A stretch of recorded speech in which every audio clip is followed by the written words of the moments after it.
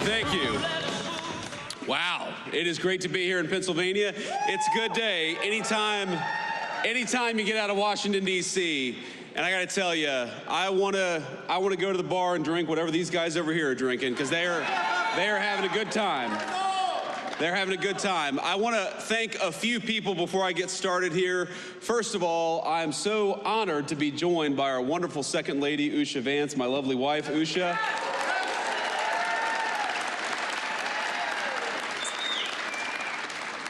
I want to thank our great Secretary of Labor, Lori Chavez DeRimmer, who's doing an amazing job, and she's focused on something that I think is very much close to the heart of our great workers here in Pennsylvania, which is this very simple idea that you ought to be able to raise a family and earn a good wage, even if you don't go to college. We don't want to force everybody to go to college. We want to empower people who want to work with their hands to earn a good wage and do a good job, and she's fighting for that every single day. Lori's doing a great job.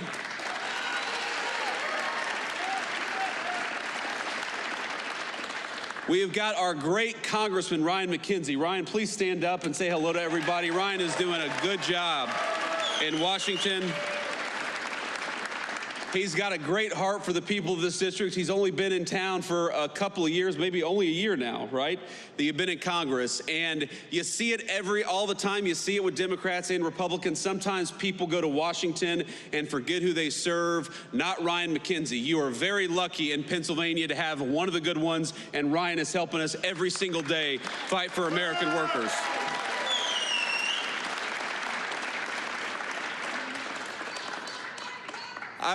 I believe, young man, shouldn't you be in school? We got a great young patriot over here. You ought to come up and take a photo afterwards. But I also want to give a shout out to Treasurer Stacey Garrity. Stacey, thanks for everything that you do, and thanks for being here today. Where is she? There we go. And of course, finally, to all the employees and the management, the good people of Uline for making it possible to be here. This is a massive facility, and I think that it speaks to what's going on in the United States of America under the past 10 months of Donald J. Trump's presidential leadership.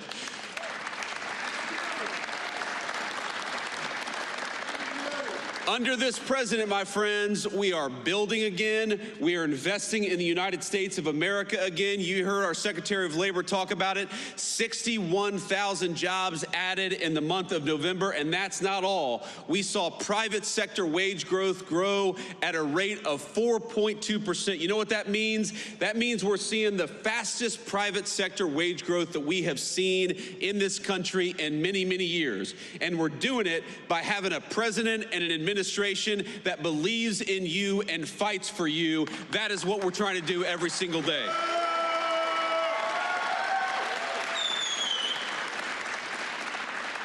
Now, I will say, as excited as I was to be here this morning, I remember when I got off the airplane, and it is cold. And, you know, like a good gentleman, I let my wife come down the steps first, and then I get to the bottom of the steps, and there's a bunch of firefighters from the great Lehigh Valley who want to take a photo with me. And obviously, I love our firefighters. I'm happy to take a photo. Now, here's the problem. To the right of me is all these media cameras, probably broadcasting my every moment on national television. Some of the fake news gathered with us here today. And to the left of me, is these great firefighters. And there before me is a sheet of black ice. And I think to myself, if I walk over to those guys and take this photo, I am gonna bust my you-know-what. I'm not gonna say it because we have this very bright young man here. I don't want to teach any bad words. I don't want your mom and dad to be mad at me. So I do what any self-respecting man would do in a situation like that. I send my wife to go and take a photo with the firefighters. No, I didn't. I actually didn't. I did it the right way, but I did do sort of the Biden slow shuffle to get over there. I did not want these national cameras to catch me doing anything, you know, because if I wiped out on that runway, you all know that would be national news for the next week. Now, Joe Biden could fall walking up the steps in broad daylight in 80-degree weather. Nobody would mind it, but if me or the president do anything like that, it's going to be plastered all over the news. But now we're here. We've made it. We have not wiped out, and we're here to talk about America's economic comeback. And ladies and gentlemen, we needed an economic comeback in the United States of America. We needed it.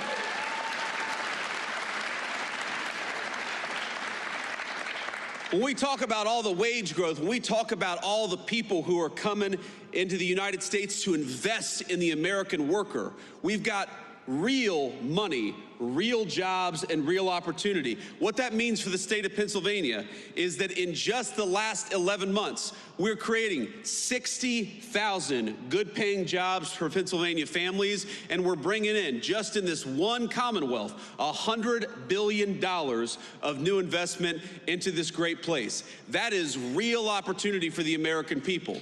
That is real wage growth for the American people. And look, I grew up in a community. I was raised by my grandmother in a community where, when I was growing up, the factories were closing down. And those good-paying jobs, they weren't coming into our communities. They were getting shipped overseas by politicians in Washington, D.C.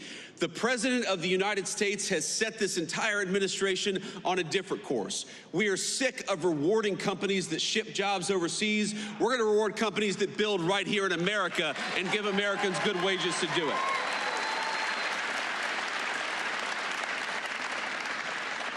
And you already see it, my friends. You already see it in some of the numbers that we're seeing. When I talk about what we are most proud of, I probably start with what we've been able to do at the southern border, and we'll talk about that in a second. But right after that is, if you go to the Biden administration, the average American family lost $3,000 of take-home pay through the terrible inflation of the Biden administration. In just 10 months of the Trump administration, the average American family has gained about $1,000 of take-home pay. Now that difference could not be starker. When Joe Biden was president for 4 years, he took $3,000 out of your pocket. And in just 10 months of the president's leadership, we have put $1,000 back in your pocket. That's what that means. And that's just the beginning, my friends. That is just the beginning. Because if you look at what we are doing every single day, you are going to have, and if this doesn't turn out to be true, I'll come back here and you can all tell me I'm wrong, but I'm telling you it's going to be true. You are going to have middle-class Americans, middle-class Pennsylvanians, some of the best tax season in 2026 that you've ever had. Because if you look at no taxes on overtime, no taxes on tips, when we talk about no taxes on your auto loans if you buy an American-made car, now those are political words. I'm sure you've heard them on TV, but starting with tax season in just a couple of weeks, you are going to see that in your tax refund. That's what that means. More money in your pocket because you've got a president and a Congress that are fighting for you for a change, and that's exactly what it should be.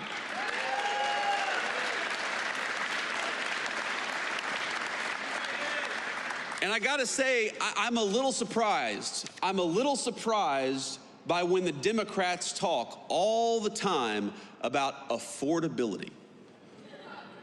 Democrats say, you know, things aren't affordable. This isn't affordable. This has gotten more expensive. Drugs have gotten more expensive. Housing's gotten more expensive. And you know what? They're right, and it was because of them. It ain't that hard.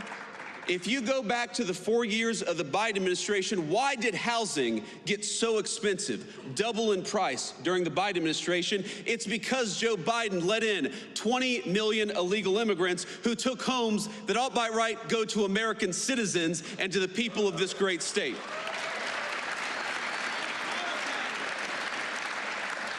When we talk about why did health care get so unaffordable during the Biden administration, it's because Joe Biden allowed prescription drug companies to take advantage of this country. You know, Europeans were paying way less for prescription drugs than our American citizens. It took Donald J. Trump to haul those pharmaceutical executives into the Oval Office and say, no more. Europe's going to pay more for drugs, and America's going to pay less for drugs because we got to fight for the American people for a change.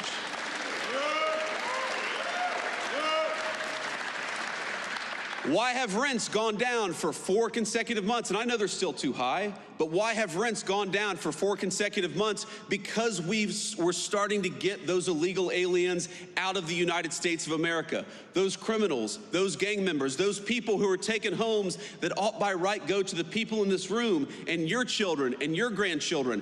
It's simple economics. If you have fewer people, fewer illegal aliens trying to buy homes, that means American citizens are going to finally be able to afford a home again.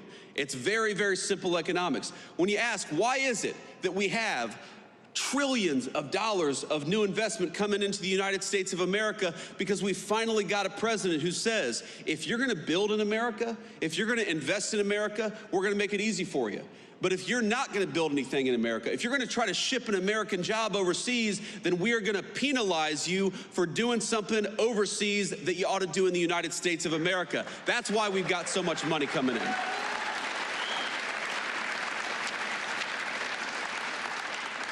So if you look at every single affordability crisis that we talk about in the United States of America today, it's because we inherited a nightmare of an economy from Joe Biden.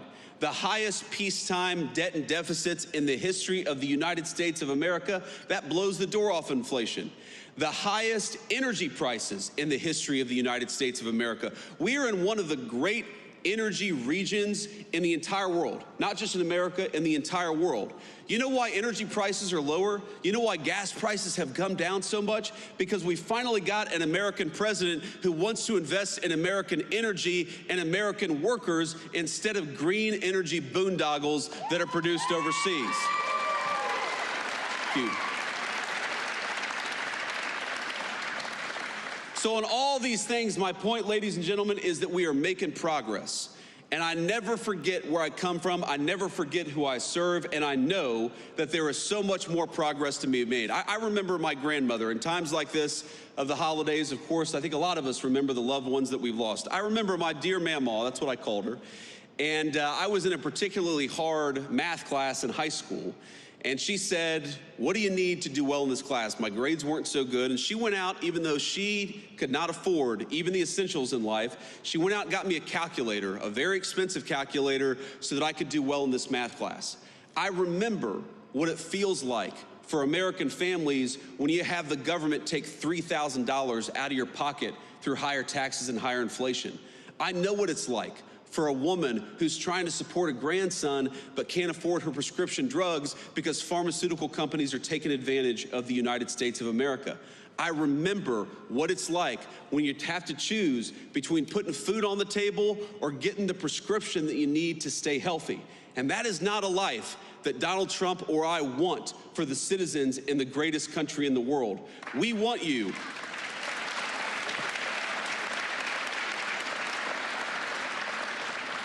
We want you to be able to afford the things that you have to give your kids and your grandkids a good life.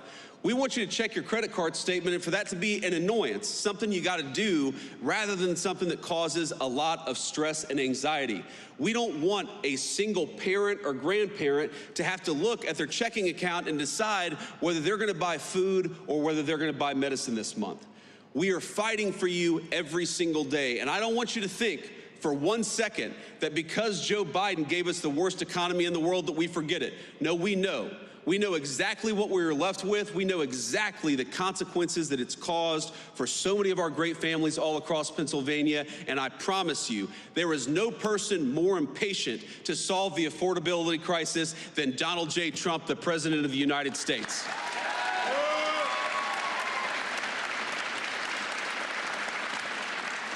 You know, I hear these guys, I hear these Democrats talk about this as if you were going to fix these problems in a single day. It reminds me of probably the third day in the Oval Office where eggs had gotten so expensive under the Biden administration. And you look, I'm the Vice President of the United States. I'm a very blessed man, but we have 3 little kids who eat a lot of eggs. And so I know the price of a dozen eggs. So the price of eggs got really high during the Biden administration. It was the 3rd day in the White House, and some reporter said, "What are you doing about the price of eggs? Haven't you seen they're so expensive?" And the president's like, "Lady, we've been here for 3 days.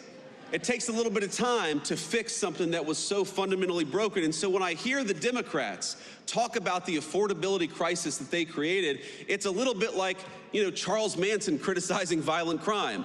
Look in the mirror, my friend. You are the cause of the problem, and Donald J. Trump's administration is the solution to the problem that you created.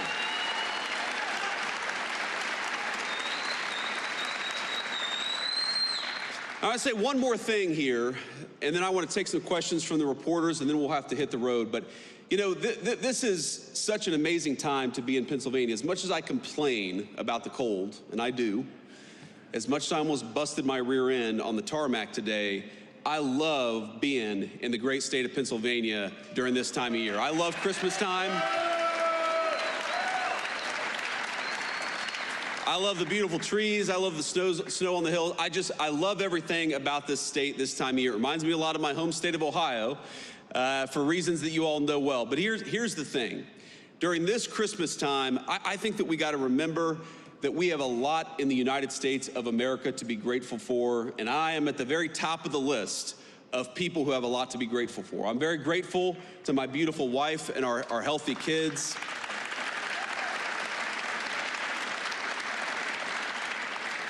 I'm very grateful to have this job, for the trust that all of you have put in me. I'm very grateful that we have a president of the United States who would literally take a bullet for this country, and in fact actually did.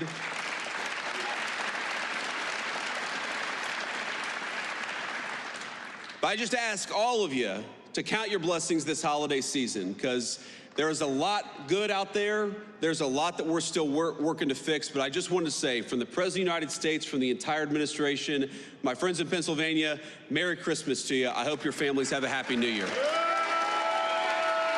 Thank you.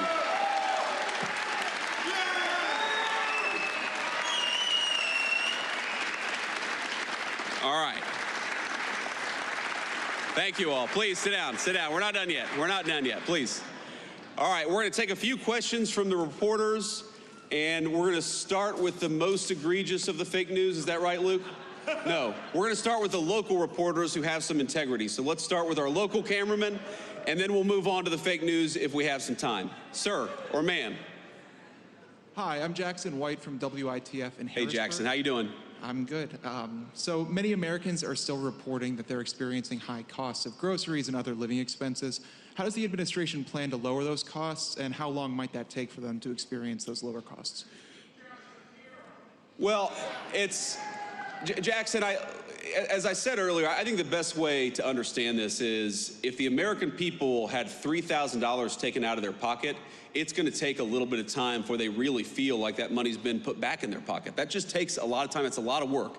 And I think the best way to do it is, on the one hand, you got to lower costs. That's why that we're lowering regulations on American energy to get gas and groceries down. Now, how does energy connect to groceries? Because if the truck that takes the groceries to the grocery store is paying out the wazoo for diesel fuel, then that means every American's going to be paying more at the grocery. If the farmers who actually grow our food are paying way too much for fuel and fertilizer, that means American citizens are not going to be able to afford their groceries. So if we lower the price of energy, we lower the price of groceries, we lower the price of gasoline, and importantly, we bring good jobs back into this country so that wages go up, that's how you give people a shot at the American dream again. That is our job. That is what we ran on. That is what we promised to do. And after 11 months, again, the average American family is $1,000 richer than they were 11 months ago. Now, if you had $3,000 taken out of your pocket by the Biden administration, of course you're still struggling to get by. Rome was not built in a day, but we are committed every single day to making every single American who works hard and plays by the rules, we want them to get a little bit richer every single day. And we do believe that if we keep on making the right decisions, we keep on investing in the United States of America, we are going to find that the American citizens can afford a good life in their country again. That's our obligation, and that's what we're trying to do.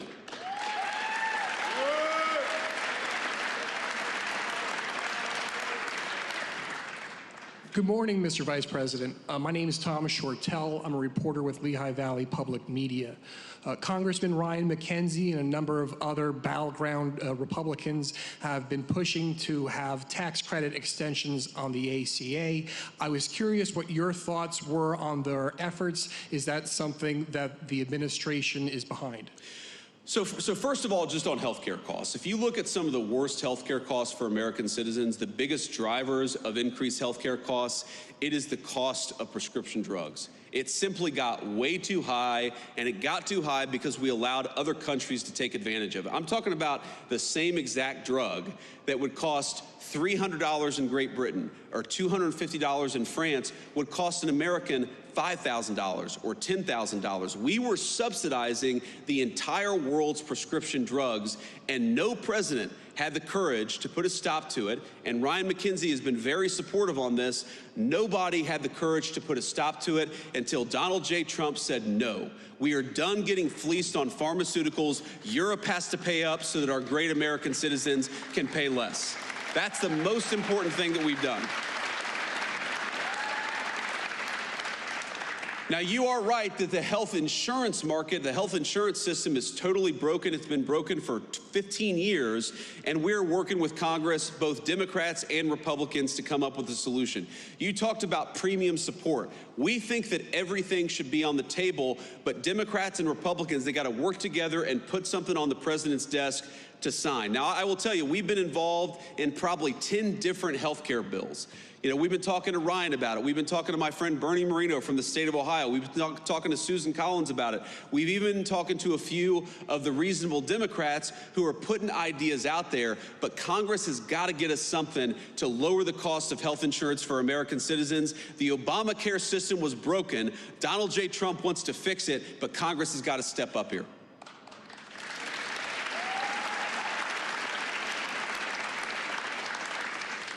Mr. Vice President, thanks for taking my question. I'm Hannah Brandt from News Nation.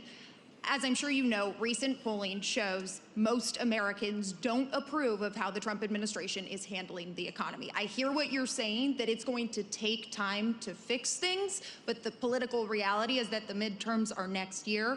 Are you worried that affordability is a political liability for your administration and for Republicans? Look, I'm not worried about the politics because I believe fundamentally in the wisdom of the American people. When we go out there and we tell our story that gasoline and energy got way too high under Joe Biden's administration, but we've lowered the cost of energy, the American people will understand that. The American people know that. When we go out there and talk about the fact that the affordability crisis that happened under Joe Biden's administration made a lot of Americans poorer, and we're working every single day to put money back in their pocket, I think the American people will understand and agree with that. Of course, they're going to be the ones who make the final decision. But I feel very confident that if we keep wages high, we keep energy prices low, we keep on chipping away at the affordability crisis created by Joe Biden's administration, yes, I believe the American people are going to reward us because the American people are smart. They know Rome wasn't built in a day. They know what Joe Biden broke is not going to get fixed in a week. We got to stay with it. We got to keep on working on bringing good jobs and money back into the United States of America. And that it already has paid major dividends for the American people. It's going to pay a lot more in the year to come. Thank you.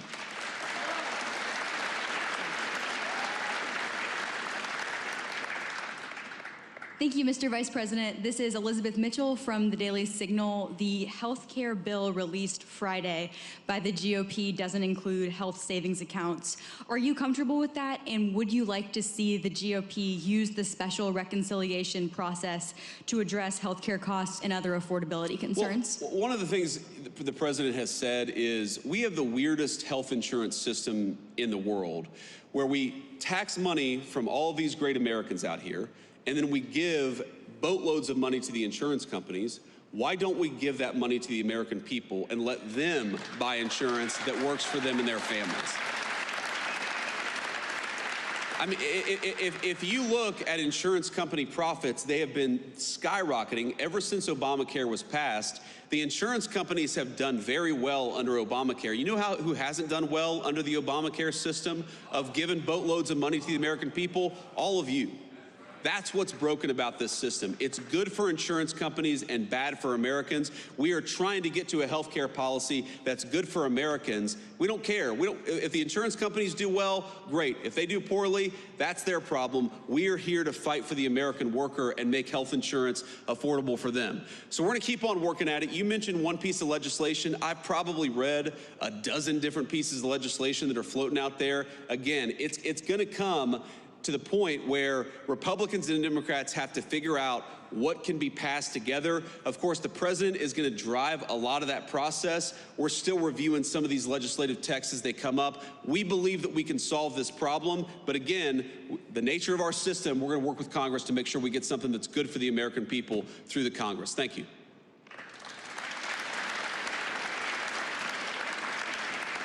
Thank you, Mr. Vice President. This is Iris Sentner from Politico.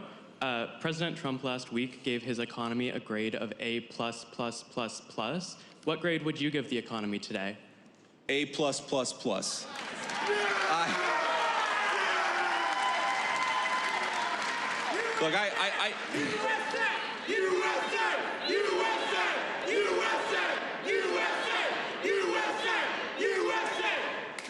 Look, here's the simple fact of the matter.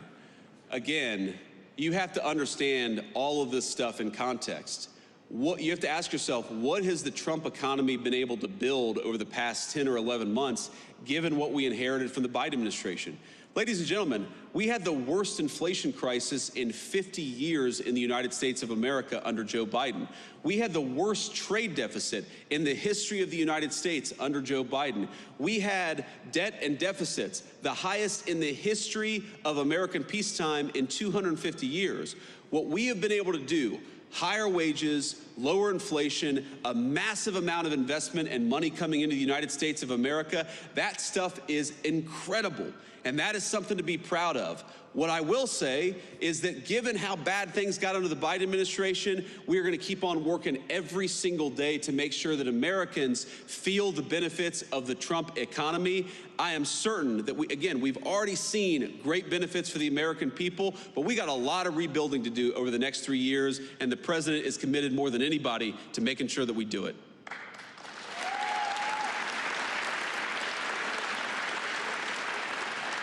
Hi there, Vice President JD Vance. This is Rob Manch with 69 News, WFMZ. The jobs report you mentioned this morning, you said 60,000 jobs were added in November. However, it also said 100,000 jobs were lost in October, and the unemployment rate currently stands at 4.6%, which is the highest since the pandemic. So my question is, how do you inspire companies to hire people if people don't have jobs? Income tax cuts aren't going to help them. Well, first of all, the idea that income tax cuts don't help is ridiculous. If more people have more money to spend in their pocket, that's good for businesses, it's good for families, it's good for everybody. It's one of the ways why we do this. When we talk about 100,000 jobs, you're talking about government sector jobs, and that is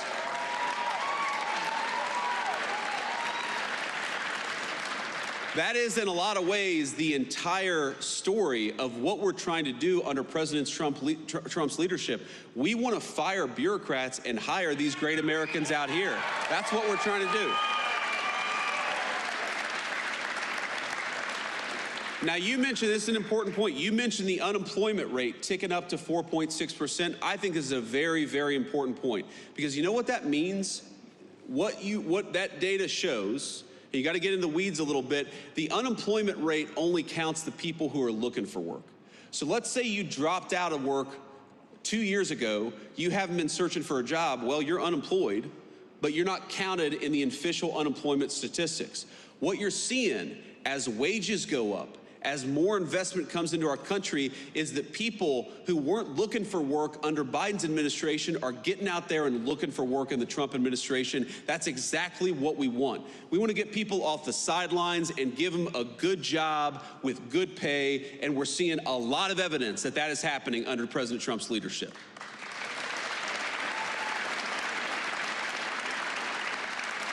We'll take one more question. Mr. Vice President, Jacob Bogage from the Washington Post. It's good to see you. Good to see you too. Merry Christmas. Thank you. Same to you. Unfortunately, I have to ask a bit of an off-topic question from affordability because news events do intervene, and that is the interviews that White House Chief of Staff Susie Wiles gave to Vanity Fair, in which she's quoted as referring to you as, excuse me, and again, not my words, sir, but a conspiracy theorist of a decade, and described your transformation from someone who once opposed President Trump to now his vice president as an act of political expediency. And I'd like to give you the chance to respond to that, sir. Well, first of all, if Susie, I'll trust what you said. I haven't looked at the article. I of course have heard about it, but conspiracy theorist. Sometimes I am a conspiracy theorist, but I only believe in the conspiracy theories that are true. Yeah.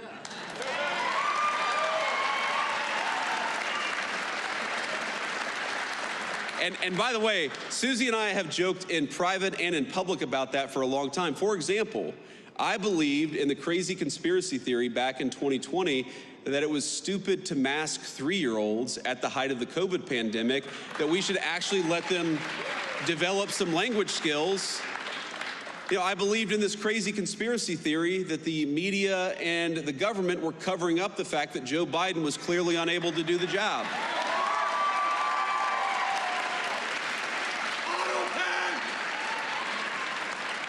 And I believed in the conspiracy theory that Joe Biden was trying to throw his political opponents in jail rather than win an argument against his political opponents. So, at least on some of these conspiracy theories, it turns out that a conspiracy theory is just something that was true 6 months before the media admitted it. And that's my understanding. Now, look, I do want to say something about Susie, though, because, again, having not read this article, Susie is a person I've come to know very, very well. And, you know, a lot of you probably ask yourself, what is it like behind the scenes? What's going on actually behind the scenes of the Trump administration? And I'll tell you, the president is exactly in private who he is in public. Like, I'll tell you a little story. Maybe a week or so ago, I walk into the Oval Office and Marco and I are sitting there talking with the president about something. He says, stop. And he looks at our shoes and says, you guys have terrible shoes. So he goes and gets a shoe catalog. And remember, this is the Christmas season, so the president's got some holiday cheer. He goes and gets a shoe catalog and gets his favorite shoes and orders like 4 pairs of shoes for me and 4 pairs of shoes for Marco, because he's like, you know, we need our vice president or secretary of state to look their very best. And, you know, then we went back to talking about whatever major, you know, international issue we were talking about. Again, he is exactly in private who he is in public. That's not true of most people in Washington, D.C. It's not. And I've seen so many people who will say one thing to the president's face, Democrats and Republicans, and then will do the exact opposite behind the scenes. You know why I really, you know what they are, and you know why I really love Susie Wiles? Because Susie is who she is in the president's presence. She's the same exact person when the president isn't around. I've never seen Susie Wiles say something to the president and then go and counteract him or subvert his will behind the scenes. And that's what you want in a staffer. Because as much as I love Susie, the American people didn't elect any staffer. They elected the President of the United States. And what you want, in a staffer is a person who understands they are there to effectuate the will of the American people, and they're there to follow the orders of the duly elected Commander-in-Chief of the United States. And Susie Wiles, we have our disagreements. We agree on much more than we disagree, but I've never seen her be disloyal to the President of the United States, and that makes her the best White House Chief of Staff that I think the President could ask for.